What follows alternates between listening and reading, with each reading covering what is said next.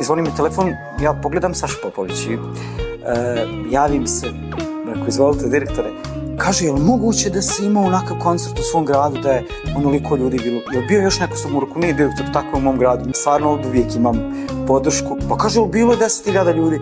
Pa jeste. Kaže, odmah se vraćaj i uzmi snimke i donesi mi u emisiju. Zamislite sad, on znači, razmišlja o tome da možda ima 100 nas Zvezda Granda, on je to vidio ili mu je neko poslao i on razmišlja o tome da se to odmah treba prikazati na televiziji, da ljudi vide kako je publika u svom gradu dočekala mene i a sigurno je milion takvih primjera na osnovu kojih je on stvorio velike zvijezde i na osnovu čega je doživio takav autoritet i takav uspjeh u svom poslu.